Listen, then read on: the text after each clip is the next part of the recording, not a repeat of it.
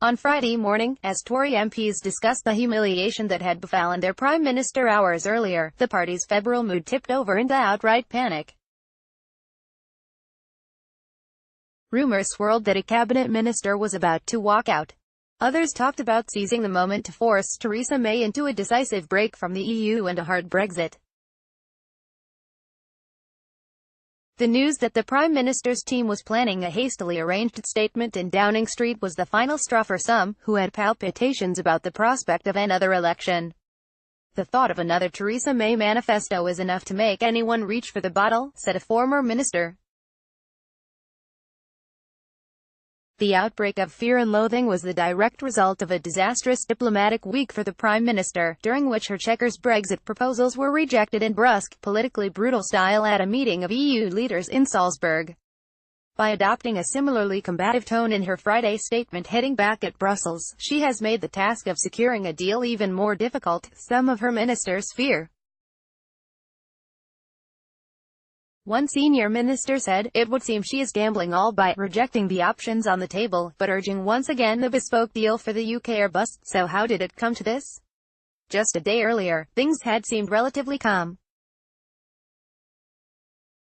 On Thursday morning, the European Commission President, Jean-Claude Juncker, described May's address to leaders at the previous evening's dinner as polite. A meeting between May and the Irish Prime Minister, Leo Varadkar, in Salzburg's Sheraton Grand Hotel was said to be non-confrontational.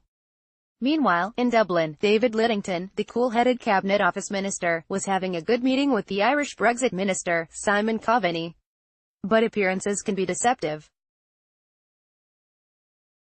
In truth, the seeds of the Salzburg crisis had already been sown at the leaders' dinner the previous evening. Shortly before midnight on Wednesday, after a lengthy and inconclusive debate over migration, May gave her 8-minute address on the state of the Brexit talks. It was listened to in silence. But the gathered leaders and diplomats had their thoughts, even if they were not sharing them. May had brought her domestic politics to the table. Did she want to hear about everyone else's domestic problems? Asked one person present. The Prime Minister had read from her op-ed that morning in the German newspaper Die Welt, in which she warned that the EU would have to change course.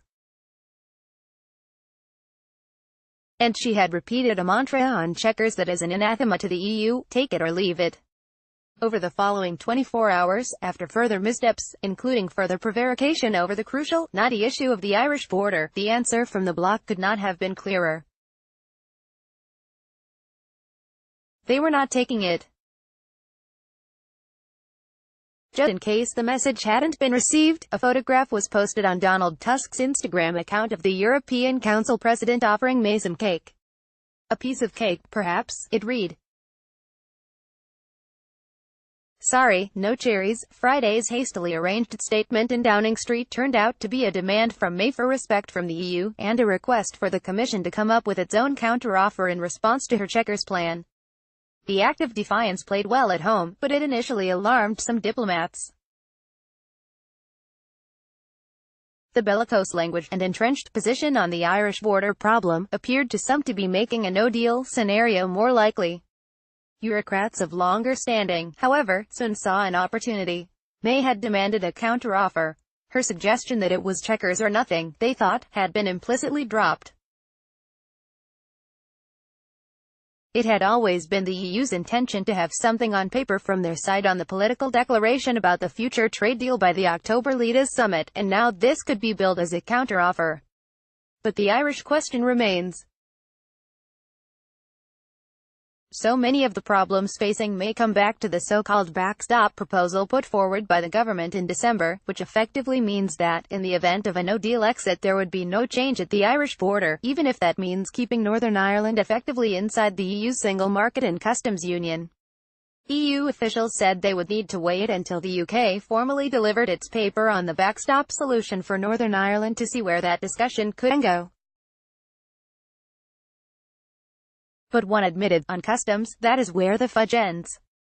It is the essence of Brexit. Salzburg is likely to be just the first major squall of the autumn. So what happens to May's plans?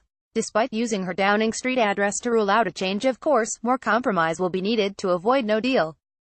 One growing group of Tories, including some loyalists who had backed May's Chequers compromise, has moved towards supporting a Norway-style agreement, at least on a temporary basis, that would keep Britain inside the EU's single market, with customs union membership tacked on. If it is a fact that Chequers proves unnegotiable with the Europeans, if you don't even get to that next stage, then I think the next obvious step is Norway, said one May ally. If you are a Brexiter, you say, we will then do a long-term trade deal. Or you may get into Norway and think, this is as good as it gets. That's the most likely next step. It would be easier to do if it was not the government's plan, but one drawn up by Parliament. Norway would be the one you could assemble a cross-party majority for. But other Tories are pulling in the opposite direction. A major bid will be launched by Brexiters on Monday for a Canada-style free trade agreement, which would cause more disruption but would leave the UK free to secure trade deals and set more of its own standards.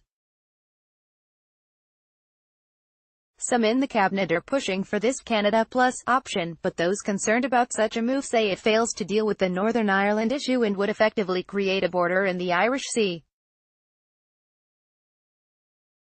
That could damage the union and be rejected by the DUP, whose support is propping up May's minority government. If there is a deal to be done based on the Chequers proposals after all, figures in Whitehall and Brussels say it would require effectively keeping the UK inside the EU's customs union for goods. That would allow the UK to sign trade deals relating to services. The stakes are high in the cabinet. A group of ministers, Esther McVey, Penny Mordaunt, Andrea Leadsom and Brynis Evans, has been leading the charge in making the Chequers plan respect the referendum result. Could they tolerate another compromise? It is not clear. Sources close to McVey denied she was already on the verge of resigning. At a meeting of the cabinet on Monday, some of the frustrations will be played out. The pragmatists in the cabinet are expected to say that a Canada-style deal would damage trade while also necessitating a border in the Irish Sea, damaging the UK's unity. The problem with a Canada-style free trade agreement is it doesn't solve the Irish border, said one cabinet minister. Those advocating that approach need to face up to the consequences for the union. Another said, talk of going down the Canada Plus route is very dangerous. Putting Northern Ireland in the departure lounge from the UK would raise long-term questions about Scotland. Nobody voted Brexit to break up the UK. As for May's own future, she now has to navigate a Tory conference in which the vast majority of grassroots attendees oppose her Chequers plan. Since Salzburg, figures on both the Remain and Leave wings of the party believe she now stands less chance of being the person who actually delivers Brexit, raising the prospect of a leadership election before the 29th of March. If things are still untenable in a week, surely someone has to play their hand and take her on, said an ally of Boris Johnson, tipped as the most likely rival. The challenge for Boris is being the first mover. But at some point, you go beyond the point of no return, such as the crisis that some Tories have again been discussing, the likelihood of an election in November, provoked by the scenario of no Brexit plan being able to command a majority in the Commons. Downing Street sources deny such planning is taking place, but senior figures also agree that, should the Commons reject all options, anything could happen. Labour is desperate to force an election, but even Tory MPs concerned about Brexit say they would never back an election and topple the government. They may, however, back a new referendum on the final Brexit deal. Is there time to put things back on track? It has been a bad week for pragmatists on both sides, but there's still just enough time to put that right, one senior minister concludes. But it's getting very tight. Hard Brexiters, no dealers. The hardliners are led by Jacob Rees-Mogg, Left, whose European research group is the trade union for a hard Brexit. The former Minister David Davis and Stuart Jackson are fully signed up members of this tribe. They want the UK out of the EU at almost any cost, even if it means no deal.